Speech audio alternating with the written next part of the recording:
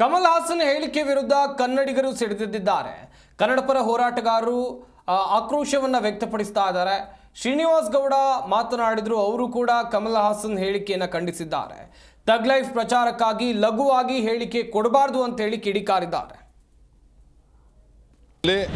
ಕಮಲ್ ಹಾಸನ್ ಅವರು ಅವರ ಒಂದು ಚಿತ್ರ ಬಿಡುಗಡೆ ಸಂದರ್ಭದಲ್ಲಿ ತಮಿಳಿನಿಂದಲೇ ಕನ್ನಡ ಭಾಷೆ ಹುಟ್ಟಿದೆ ಅಂತಕ್ಕಂಥ ಒಂದು ಪದವನ್ನು ಬಳಸಿದ್ದಾರೆ. ಇದು ನಿಜವಾಗ್ಲೂ ಅತ್ಯಂತ ಖಂಡನೀಯವಾದದ್ದು.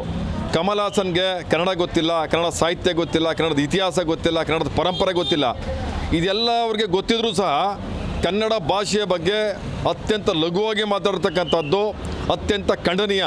ಅವರ ಒಂದು ಯಾವುದೋ ಒಂದು ಅವರ ಒಂದು ಚಿತ್ರದ ಜನಪ್ರಿಯತೆಯನ್ನು ಗಳಿಸೋದಕ್ಕೋಸ್ಕರ ಅವ್ರ ಚಿತ್ರ ತಮಿಳುನಾಡಿನಾದ್ಯಂತ ಮತ್ತು ದಕ್ಷಿಣ ಭಾರತದಂತ ಹೆಚ್ಚಿಗೆ ಓಡಲಿ ಅಂತಕ್ಕಂಥ ಒಂದೇ ಒಂದು ಕಾರಣಕ್ಕೋಸ್ಕರ ಕನ್ನಡ ಭಾಷೆಯ ಬಗ್ಗೆ ಮಾತಾಡಿರ್ತಕ್ಕಂಥದ್ದು ಅತ್ಯಂತ ಖಂಡನೀಯವಾದದ್ದು.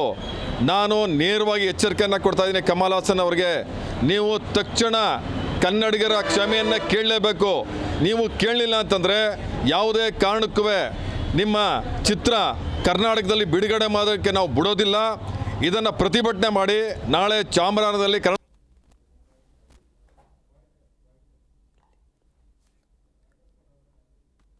ಕನ್ನಡಿಗರ ಕ್ಷಮೆಯನ್ನು ಕೇಳೋದಿಲ್ಲ. ಅಲ್ಲಿಯವರೆಗೂ ಯಾವುದೇ ಕಾರಣಕ್ಕೂ ನಿಮ್ಮ ಚಿತ್ರ ಕರ್ನಾಟಕದಲ್ಲಿ ನಾವು ಬಿಡುಗಡೆ ಮಾಡೋದಕ್ಕೆ ಬಿಡೋದಿಲ್ಲ ಅಂತಕ್ಕಂಥ ವಿಚಾರವನ್ನು ನಿಮ್ಮ ಗಮನಕ್ಕೆ ತಿಳಿಸಿ ತಮಿಳುನಾಡಿನಲ್ಲಿ ಕಮಲ್ ಹಾಸನ್ ಅವರು ಅವರ ಒಂದು